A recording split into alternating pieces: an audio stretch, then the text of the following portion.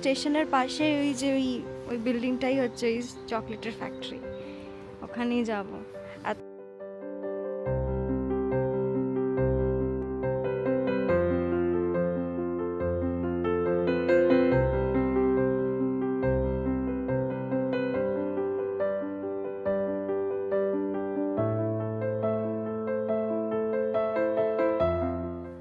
Good morning, welcome back to our channel.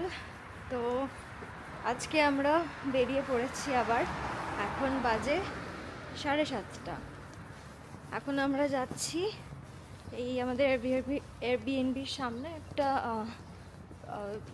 Cafe আছে, সেখানে।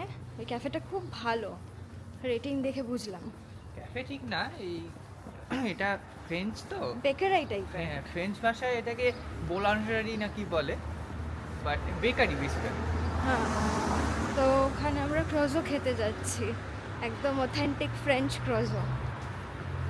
তো এটা দিয়ে আমরা আজকের দিন শুরু করব। অ্যান্ড ইয়াস, আজকের ব্লগটা অ্যাকচুয়ালি খুব এক্সাইটিং হতে চলেছে, কারণ কি আজকে ফুল চকলেট ডে। আজকে বেসিক্যালি এটা কালচারাল এক্সপিরিয়েন্স ডে। আমরা তো most of the other days আমরা তো নেচার দেখছি, তো আজকে হচ্ছে সুইস কালচারটাকে একটু এক্সপ্লোর করা হবে, মেইনলি চকলেট। তো সেই ফ্রেঞ্চ কালচার দিয়ে শুরু হচ্ছে ক্রসন।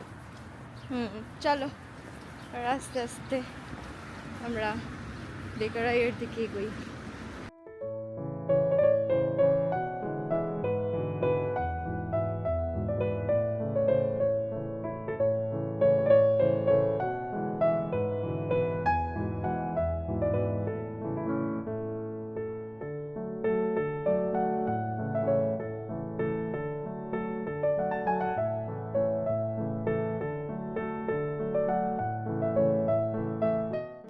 তো আমরা আবার বাড়ি চলে এসেছি। অ্যাকচুয়ালি আমাদের একটু মিসক্যালকুলেশন হয়েছিল।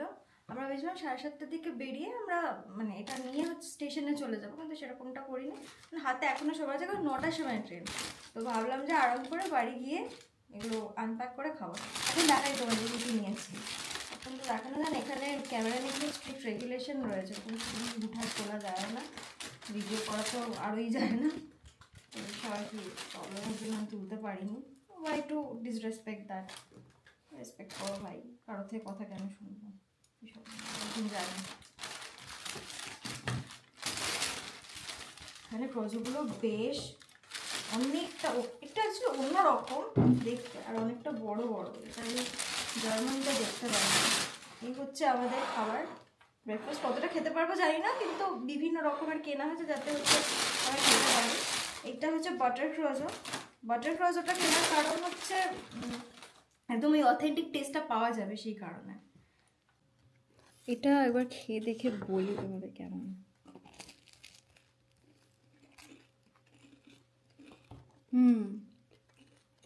অন্যরকম, বেসিক টেস্টটা সেম, কিন্তু অন্যরকম টেক্সচারটা অন্যরকম।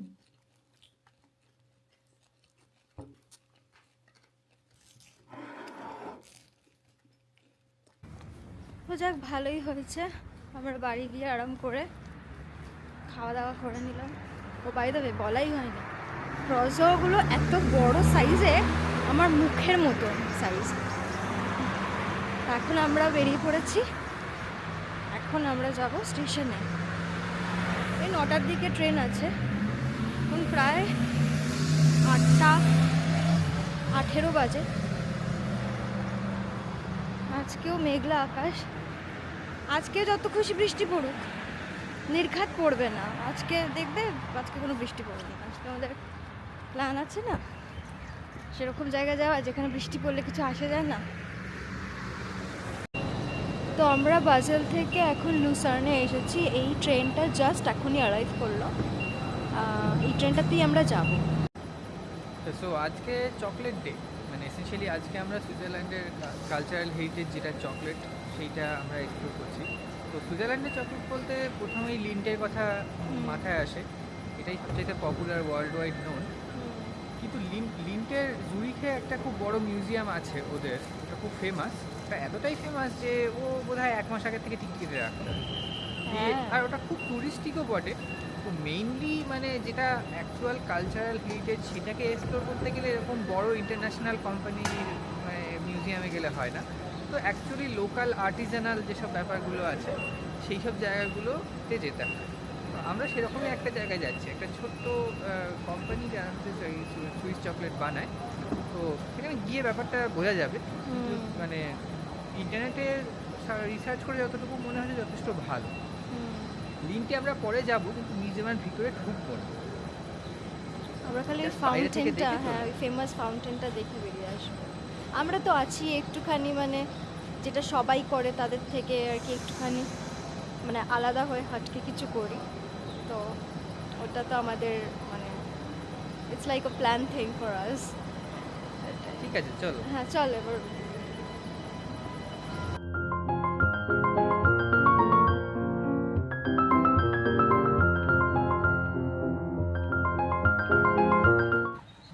তো আমরা আমাদের গন্তব্যস্থানে চলে এসেছি, খুব বেশিক্ষণ লাগলো না, 15 মিনিটের যাতায়াত আর কি।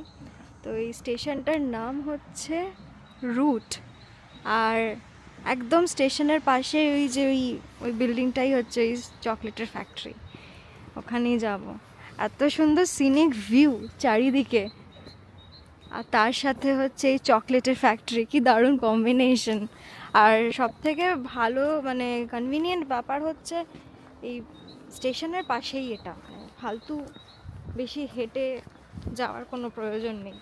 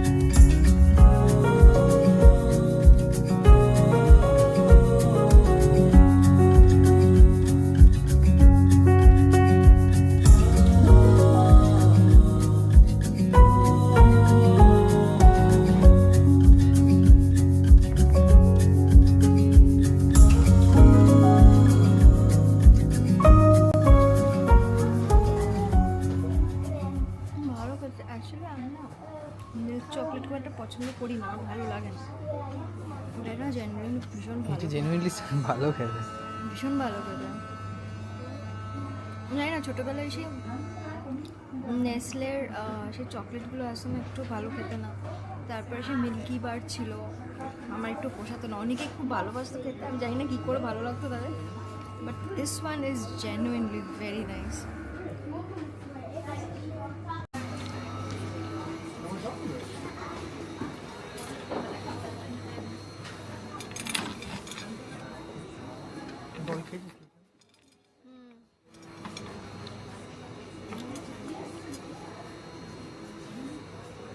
কেমন?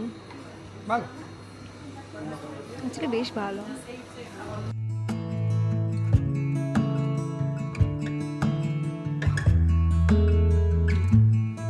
It's a hard thing to know that your soul will stay hollow.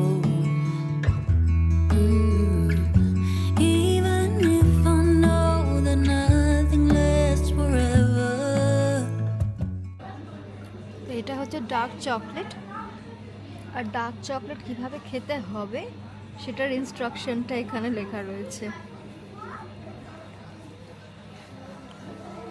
আসলে ডার্ক চকলেট খাওয়ার ব্যাপারটাই এইরকম যে ওই একটুখানি নিয়ে মুখে কামড়ে করে হঠাৎ করে গিলে নিলে তখন ভালো লাগবে না অবভিয়াসলি, কারণ কি ডার্ক চকলেটটা এমনি তেতো, ওটাকে ভালো করে এনজয় করে প্রোফাইলটা খুব রিচ হয়।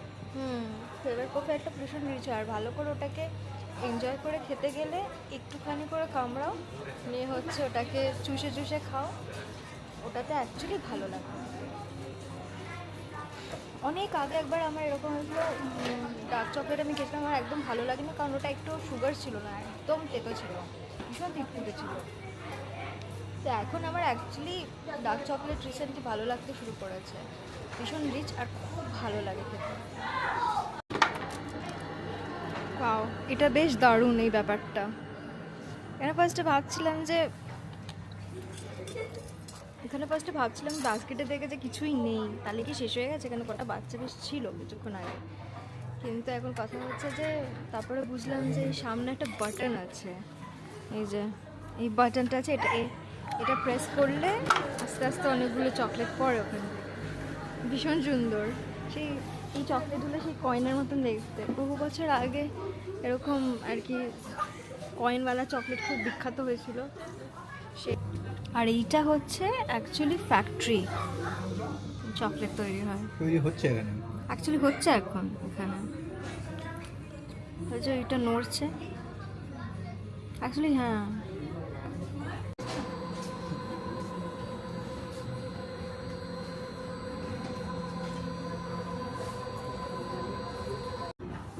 তো এখানে এগুলো আছে না, ফার্স্টে ভাবছিলাম চকলেট পাওয়া যায়, কিন্তু এরকমভাবে রেখেছে মানে তো চকলেট তো থাকবে না। তা আপাতত বোঝা গেল যে এই জিনিসটা দিয়ে মানে এরকম প্রেস করলে পরে এখান থেকে একটা গন্ধ বেরোয়, এই যে 3টে রকমের নাট রয়েছে, গন্ধ শুকে বুঝতে হবে কিসের গন্ধ। তা এরকম অনেকগুলোই রয়েছে, দেখো বাকিগুলো বেশ, বাচ্চাগুলো দেখে খুব মজা পেয়ে গেছে। আমারও বেশ ইউনিক লেগেছে এই ব্যাপারটা, এটা আমি কোথাও দেখিনি আগে।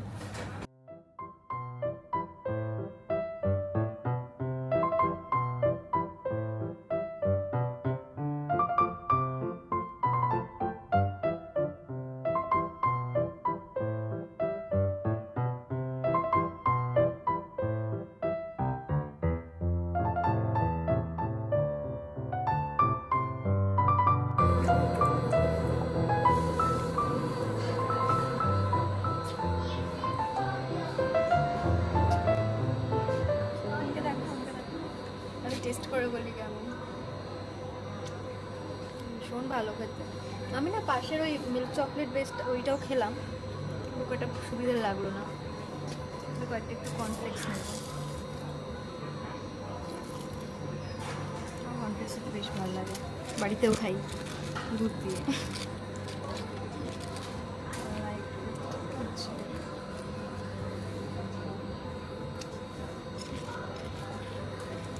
ভালো,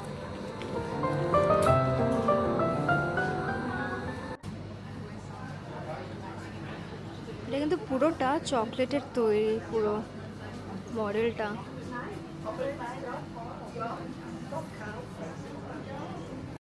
তো আমাদের ম্যাক্সিমামটাই ঘোরা হয়ে গেছে, এইবার আমাদের পরিকল্পনা হচ্ছে চকলেট বানানোর, মানে তুমি এখানে এসে নিজের বার নিজে বানাতে পারো, সো ওটাই আমরা করবো এখন। ভীষণ এক্সাইটেড লাগছে, ভীষণ ভীষণ, never done this before, but yes, দারুণ ব্যাপার এটা একটা। তো ওইদিকে আমাদের চকলেটটা হচ্ছে, বেসটা তৈরি করে দিচ্ছে। আমরা অ্যাকচুয়ালি হার্ট শেপের চকলেট বার নিয়েছি, কারণ স্কোয়ার তো সবাই বানায়। হ্যাঁ নাও, এই দেখ। So the mixing will happen later? Yes, ঠিক আছে।